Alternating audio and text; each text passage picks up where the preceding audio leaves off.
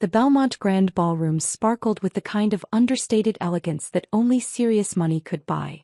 Crystal chandeliers cast warm light over tables laden with imported flowers, each centerpiece costing more than most people's grocery budgets. Mom's 60th birthday celebration had drawn nearly 200 guests, all dressed in their finest attire to honor the woman who'd spent 4 decades building her reputation as one of the city's premier social hostesses. I sat at the family table wearing my usual simple black dress from Target, watching the well-choreographed performance of wealth and social standing unfold around me. Dad commanded attention in his custom Armani suit, making rounds to greet business associates and political connections. Mom held court in her designer gown, accepting congratulations and gifts from friends who treated social climbing like an Olympic sport. My sister Amanda sparkled at the head table in jewelry that could fund a small business, her husband Robert nodding along as she regaled nearby guests with stories from their recent Mediterranean cruise. My brother David worked the room with practiced ease, his wife Catherine hanging on his arm like a perfectly coordinated accessory, both of them radiating the confidence that came from never having worried about money. Meanwhile, I quietly ate my slice of the $800 custom birthday cake, invisible to everyone except when they needed someone to look down on for comparison. Jessica. Dad's voice boomed across the ballroom as the main course was cleared. Come over here, I want everyone to meet my children. I walked over with my water glass, knowing exactly what was coming. This was Dad's favorite party performance, introducing his successful children to important people, then using me as the cautionary tale about wasted potential. Everyone, Dad announced to the circle of influential business leaders and their spouses, these are my pride and joy. Amanda here is married to Dr. Robert Sterling, you know, the cardiac surgeon who's been featured in Medical Today 3 times this year. Amanda beamed and accepted the congratulations gracefully. And David is a partner at Morrison Blake & Associates, just made the youngest senior partner in the firm's history. David shook hands and exchanged business cards with obvious satisfaction. And this, Dad's voice took on a different tone as he gestured toward me, is Jessica. She's still figuring things out. The circle of successful people smiled politely, the kind of expressions people wear when they're about to witness someone else's mild humiliation for entertainment. What do you do, Jessica? Asked Margaret Holloway, wife of the mayor and one of Mom's closest friends. I work in technology, I said simply. Technology, Dad repeated with a slight chuckle. She means she does some kind of computer work from her apartment. Nobody's quite sure what exactly. It's freelance consulting, I clarified. Freelance, Amanda said with sisterly concern, which is code for unemployed but too proud to admit it. The circle chuckled politely at her joke. The thing is, Dad continued, warming to his favorite theme, Jessica had every advantage growing up. Top schools, family connections, opportunities that most people would kill for. But some people just don't have the drive to build something meaningful. It's actually quite sad, David added. She's 32 years old and still living like a college student. No career track, no serious relationships, no assets to speak of. Meanwhile, Amanda and I have built real lives, real success stories. Mrs. Holloway nodded sympathetically. Well, not everyone is cut out for traditional success. Some people march to their own drummer. That's a charitable way to put it, Catherine said. But at some point, marching to your own drummer just becomes refusing to grow up. I took a sip of water and listened to them discuss my various shortcomings with the clinical detachment of people analyzing a particularly interesting failure. No ambition, no focus, no understanding of how the real world worked. The usual list. The worst part, Dad said, his voice taking on a theatrical sadness, is watching someone with so much potential just waste it. I built a successful investment firm from nothing. Mom created one of the most respected charitable foundations in the state. Amanda married brilliantly. David became the youngest senior partner in his firm's history. And Jessica. He gestured vaguely at my existence. Spends her days on a laptop in her apartment doing God knows what for God knows who. It's embarrassing, frankly. The conversation moved on to other topics. Upcoming charity galas, vacation plans to Europe, investment strategies that were performing well in the current market. Standard wealthy person talk that I'd grown up hearing but had supposedly never learned to participate in. My phone sat silently on the table, occasionally buzzing with notifications that I ignored. Board meeting confirmations, acquisition approvals, SEC filing updates. The usual business of running a multi-billion-dollar technology empire, though they didn't need to know any of that. You know what the real tragedy is? Mom's voice cut through the conversation as she approached our circle. The guest of honor had decided to join in on the evening's entertainment. The real tragedy, she continued, is that we raced Jessica with every advantage, every opportunity, and she chose to become this. She made the same vague gesture Dad had used earlier. Mom, I said quietly, maybe we shouldn't. Shouldn't what? She interrupted. Shouldn't acknowledge reality? Jessica, you're 32 years old. Look around this room. Look at the people who've come to celebrate with me tonight. Business leaders, philanthropists, community builders. People who've made something of themselves. The entire circle was watching now, along with several nearby tables who'd been drawn in by Mom's rising voice. And then look at yourself, she continued. No career, no family, no accomplishments anyone can point to with pride. You're the family disappointment, and it's time someone said it out loud. The silence that followed was uncomfortable even by the standards of wealthy family drama. Several people shifted nervously, unsure whether they were supposed to defend me or pile on.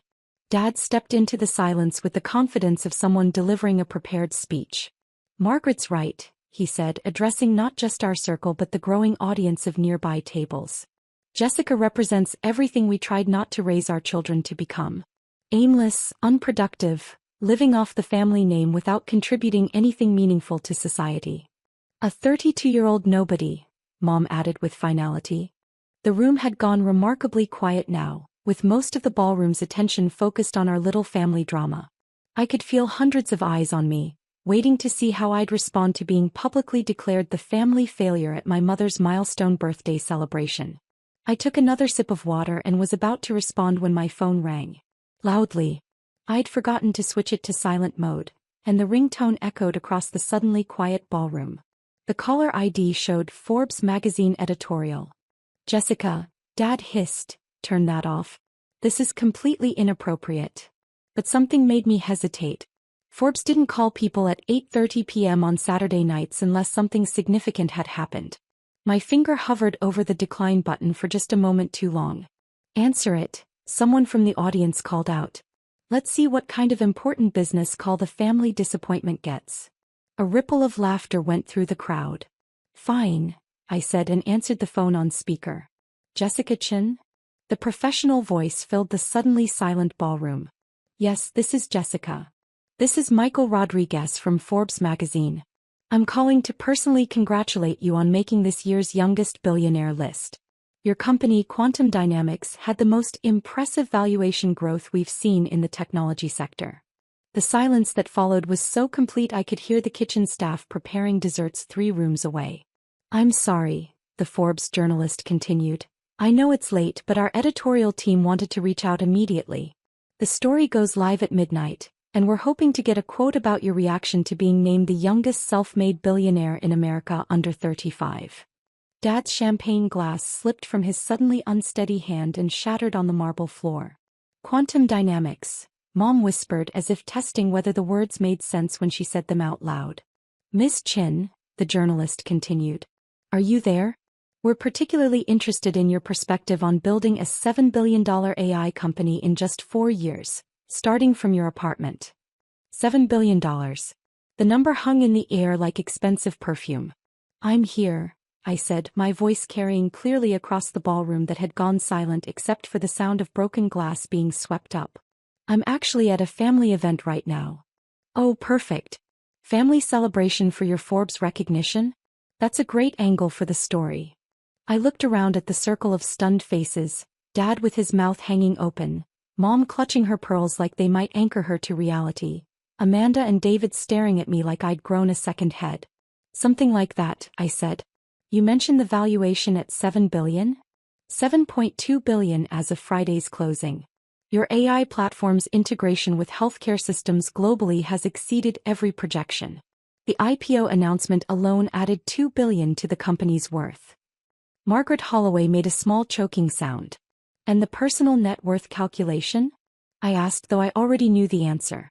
Based on your majority stake in quantum dynamics plus your other technology investments, we're showing your personal wealth at approximately $4.3 billion.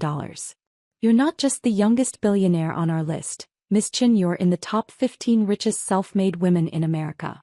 The ballroom was so quiet I could hear people breathing. I appreciate the recognition, I said. Can we schedule a formal interview for Monday? I'd like to give this the attention it deserves. Absolutely.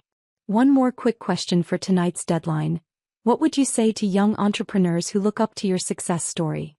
I looked around the circle of family and friends who had spent the evening explaining my failures and limitations. I'd say that success isn't about meeting other people's expectations, I said. It's about building something meaningful, even when the people closest to you can't see the value in what you're creating. Excellent quote. We'll be in touch Monday for the full feature. Congratulations again, Ms. Chin. I hung up the phone and looked around at the 200 guests who had been witness to the most dramatic reversal in Belmont Grand Ballroom history. $4.3 billion, David said slowly, as if testing whether the words would make sense if he said them out loud. Personal net worth, I confirmed. The company valuation is separate.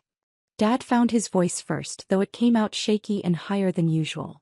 Jessica, what the hell is quantum dynamics? My company. I started it 4 years ago in that apartment you keep making fun of.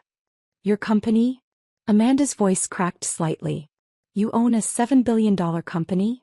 71% ownership stake. The other 29% is held by early investors and employees. Mom sat down heavily in the nearest chair. The computer work you do from your apartment is running one of the fastest-growing AI companies in the world, I finished. We develop artificial intelligence platforms for healthcare, financial services, and logistics. Currently deployed in 43 countries. The crowd was starting to murmur now, whispered conversations spreading through the ballroom as people processed what they'd just witnessed. But you dress like... Catherine started, then stopped. Like someone who doesn't need to prove anything to anyone through clothing? I suggested. Yeah, I found that building revolutionary technology is more important than impressing people at parties. Robert, Amanda's surgeon husband, stepped forward with a look of dawning recognition. Jessica, the new surgical AI system we've been beta testing at the hospital, the one that's reduced complications by 60%, that's your technology? Quantum Medical is one of our subsidiaries, yes. That system has saved over 300 lives since we started using it 6 months ago, he said, his voice filled with awe. The diagnostic accuracy is unprecedented. That's the point, I said. Technology should solve real problems, not just make money. Dad cleared his throat, his business instincts finally kicking in despite the shock. Jessica, this is incredible news. We should celebrate. We should discuss family investment opportunities, maybe some strategic partnerships. I laughed, a sound that seemed to surprise everyone in the ballroom. Dad, Quantum Dynamics raised its last funding round at a $7 billion valuation. We're not looking for investors. We're preparing for an IPO that will likely push the company's worth above $15 billion. But we're family, Mom said, her voice taking on a desperate edge I'd never heard before. Family supports each other. We can help with connections, board positions, strategic advice. Like you've been supporting me for the past 4 years? I asked. By calling me a disappointment? By telling everyone I'm a 32-year-old nobody who's wasted every opportunity? The ballroom had gone quiet again, everyone straining to hear our family drama play out. We didn't know, Amanda protested. If we'd known you were successful, you would have treated me differently, I interrupted. That's exactly the problem. Your respect was conditional on my success meeting your definition of what mattered. My phone buzzed with a text from my assistant. Wall Street Journal wants comment on Forbes story. CNBC requesting interview. Stock futures jumping on IPO speculation. The car service is here, I announced, though that wasn't what the text said. I should head home. Early morning tomorrow. Jessica, wait, Dad called as I turned to leave. We need to talk about this as a family. I paused and looked back at the 200 guests who had witnessed the evening's events. We did talk about it, I said. For 4 years. You told me I was aimless, unproductive, and embarrassing to the family. You made your feelings very clear. But things are different now, Mom said desperately. You're right, I agreed. Now you know exactly who you were talking to all along. As I walked toward the ballroom exit, I could hear the explosion of conversation behind me. Whispered speculation, frantic attempts to process what had just happened, probably mixed with calculations about how this changed their relationships with me. The valet brought my Honda Civic to the front entrance, the same car they'd been making jokes about for years, though it had served me perfectly well through the early days of building quantum dynamics. My phone rang as I drove home through the quiet city streets. Jessica. I just heard. My business partner Alex's excited voice filled the car. Forbes called me for confirmation on the numbers. How does it feel to be officially a billionaire? Like validation I didn't know I needed, I said honestly. And the family reaction? Exactly what you'd expect. Sudden interest in supporting my success after years of calling me a disappointment. Speaking of support, Alex said, your parents' investment firm called our office today. Something about exploring family synergies with quantum dynamics. I laughed as I pulled into my apartment building's parking garage. Let me guess, they want to discuss strategic partnerships? And board positions. And equity stakes. Apparently being related to you makes them qualified to advise a $7 billion AI company. Tell them I'm still figuring things out, I said. They'll understand what that means. Tomorrow when the Forbes story went live, when the stock market opened with speculation about quantum dynamics IPO, when my family's friends started asking questions about their disappointing daughter, things would be different. Not because I'd finally proven myself worthy of their respect, but because they'd finally proven themselves unworthy of mine. Quantum dynamics had bigger innovations planned, better technology and development, and more ways to change the world ahead. And for the first time in 4 years, I wouldn't have to explain any of it to people who had already decided I wasn't worth listening to.